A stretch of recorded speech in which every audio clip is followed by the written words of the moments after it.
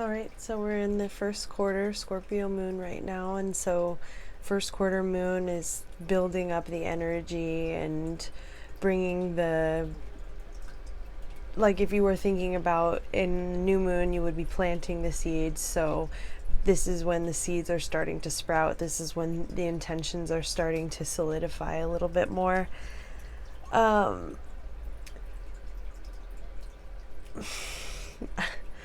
I have been struggling with a lot of things and trying to keep my head above the water, so to speak, recently. And I was kind of grateful that, because my spirits or my guides kind of give me the go ahead of which decks to use, and I was only signaled to use 2 of them this reading, and the cards, as always, are fitting for me at least, and so hopefully they'll be fitting for you too. But so the Scorpio moon is also, Scorpio tends to be this sign of diving deep into the emotional knowledge that is trapped within our bodies, in our subconscious realm, these subconscious patterns and the ways in which we connect and the ways that we tap into our sacral chakra. So I think that it's very fitting that we got a sacral chakra card, this tangerine card. It says anticipation and excitement below it. And so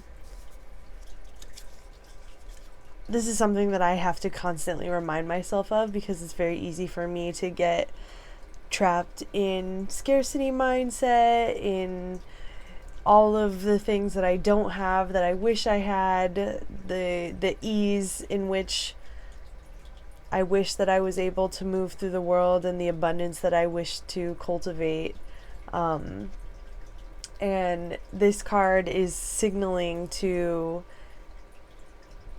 if you want to cultivate ease and abundance in your life, you can't constantly be thinking about how afraid you are to put food in your belly, to pay rent, and I mean, these are all valid things that I constantly am worried about, and also I'm not going to get where I need to go by just thinking about how I don't have what I need to take care of myself and take care of my mom.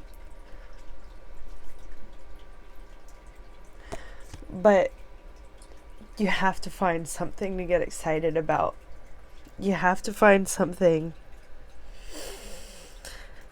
to have like a healthy anticipation for, because that's how you bring it in, that's how you call it in.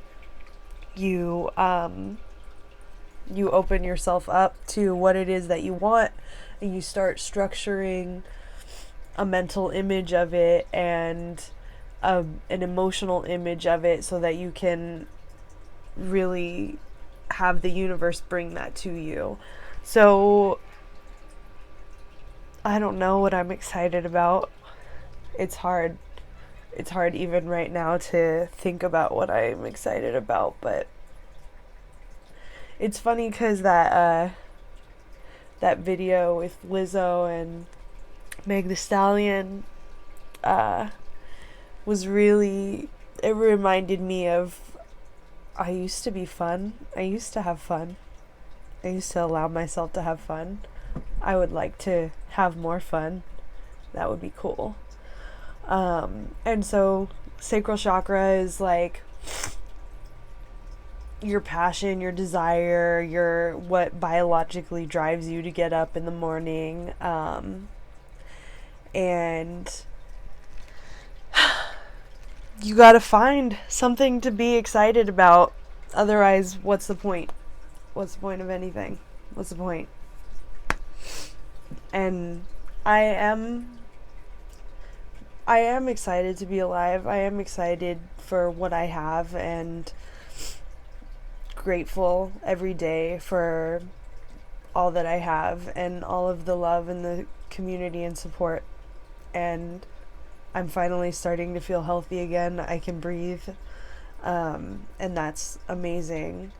And so now that I'm getting back around to a healthier state physically, I feel like I can start to imagine again and start to get a little bit of clarity around what does bring excitement and anticipation into my life and give me something to work towards and be excited about. And so I hope that you are finding something to be excited about too, and something that keeps you motivated to push through all of this bullshit. And then the second card, the Eagle card, it's interesting because I was thinking about this card. I was thinking about actually how I don't remember a time where anybody has pulled this card in all of the like 70 cards that are in this deck. And so the Eagle card, this animal is an apex predator, and so it's all about working smarter and not harder, you know, that when this particular animal lifts off, it looks effortless. When they're flying and gliding through the sky, it's just a beautiful, magnificent creature that is huge, and other predators are afraid of this predator, but this predator doesn't have anybody to be afraid of. And so really showing up into your life in that capacity of owning your strength. And I love her symbolism because it kind of looks like the eagle is reaching out to grab the sun, and that's fitting in this time of Leo and this last summer month, full summer month. This bird is asking us to really embody they're said to be in a lot of cultures the thunderbird, and they have these bright yellow eyes that are like glowing like the sun, and they're said to bring rain in native indigenous American cultures. A few, I don't know exactly which ones, I'm sorry. I knew at one point when I was researching this animal, but not currently. But this bird is said to bring rain. And so it's bringing that cleansing energy symbolically, archetypally into our lives of what needs to be washed away. How can you work smarter? How can you be like clear, concise, to the point, have the vision, know what needs to be let go of, know what you need to call in, and how can you call that energy in and bring that clarity of your mind to the situation where you're wrapping your mind around what it is that you want to see in this world, and then creating a strategy to get you to where that is. And so with these two cards, and I love that together they have similar color structures.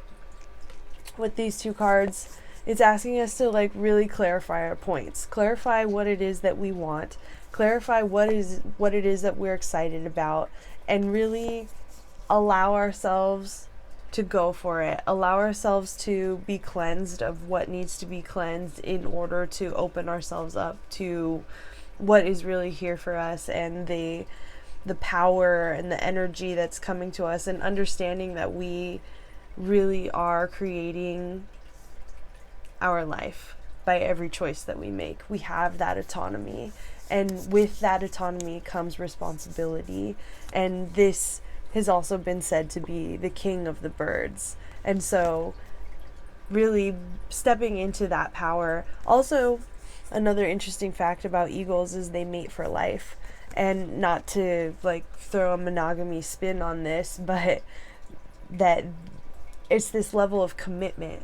I think that if you really want something, you need to commit to it. You need to commit to that vision. You need to commit to what it is that you want. And so for me, something that I have wanted for a long time, and I know that it would be helpful for me and for other people, is to maintain consistency. And so me showing up in this way is a part of my work that I have to do for myself, but also seems to be helpful for other people. So all of this to say, you have the power to step in right now to figuring out what it is that you want and utilizing this summer sun powerful energy to your advantage, should you choose to point your focus and your perspective in the direction of what you're excited about instead of what you're afraid about or what you're scared, what you're sad about, or whatever. So I'm trying to give this information to myself, honestly, and hopefully it can also be helpful for y'all. But until this full moon in Aquarius next week, keep your eagle energy up.